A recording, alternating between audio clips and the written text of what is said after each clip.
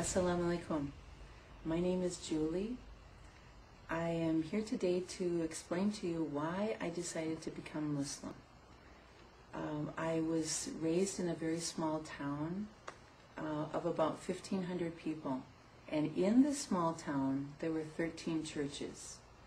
A wide variety from Catholic, Lutheran, Seventh-day Baptist, Seventh-day Adventist. I was raised as a Lutheran.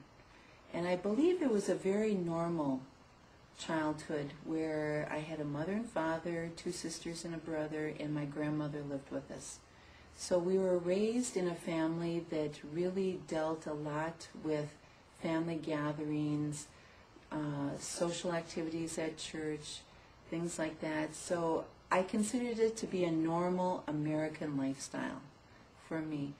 As I got older and once I went off to school, I started being confronted by different people thinking different thoughts, especially in college.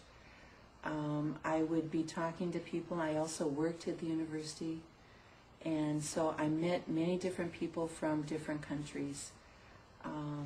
And at that time, I started to kind of question where my life was going. I had very close friends that I noticed made unwise decisions, I thought, and because of those things, I started to really wonder where I was going. What was this leading me into? So I started kind of a gradual pullback from my friends. It was very, very gradual at the time. I got very busy doing other activities and started not answering phone calls from my friends. So at this time, my friends and I started to not talk to each other as much, and I started to just get really busy with work and other activities. And when I would go home, I would not answer the phone. Well, this went on for about 6 months. And then, alhamdulillah, it was amazing. I met a man that turned out to be my husband later. He was from the Middle East. He started to explain to me about Islam, and he gave me a book, and the book was called Inquiries About Islam. It was an incredible book. I loved it because it was very simply written. It was a question and answer kind of book. It compared the Bible and the Quran, and it also compared, of course, Christianity with Islam. It answered questions for me that I had that I was not brave enough at that point to really push myself to find the answers to. But alhamdulillah, this book gave me the answers that I was looking for. I questioned that Jesus was the Son of God. That didn't make sense to me. I questioned how people could be living a Christian life here, but yet they would be going out to the bars drinking and having promiscuous lifestyles. I questioned all of a sudden just going to church on Sunday and everything is forgotten. I questioned why they could be sinning and doing these things, but yet when they die, it's an automatic that you go to heaven. I couldn't understand this, and the more that I started questioning, the more that I had questions. More things were linked to one another. So once I started reading this Inquiries About Islam, I got the questions that I needed, and alhamdulillah, at that point, I decided to become Muslim, and I joined the Shia school of thought.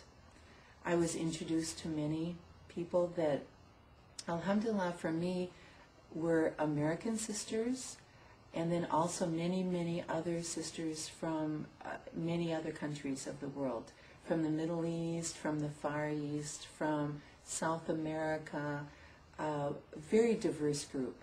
But mashallah, the one thing that was so consistent in everyone that I met was that they were so pure, so straightforward, so honest, so welcoming to me.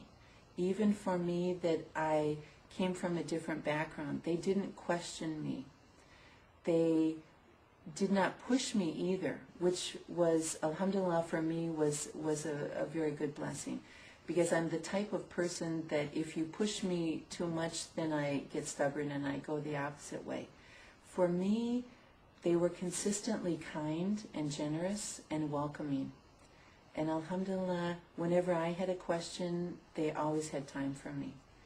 So alhamdulillah, after becoming Shia, my husband, or actually at that point, my husband and I, we got married. And this has been, actually about 26 years now. So at that point, I decided that because I wanted to do it correctly, some people that I had met that were Muslim had told me that it wasn't a requirement to wear the scarf or the hijab. I decided that if I was going to do this, I wanted to do it the right way. And alhamdulillah, the majority of the women that I met were very, very strong and very self-confident, so they also felt very strongly about hijab.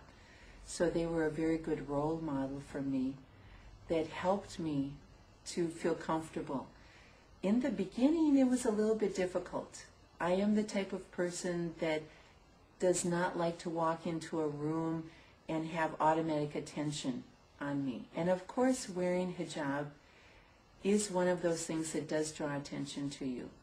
But then I was told by an American sister that I said, that she answered this question. She said that actually the attention that you are getting is not the kind that that people are attracted to you. It's more of a curiosity attention. So it's not anything that is inappropriate or anything, but that people are just curious about why I'm doing this.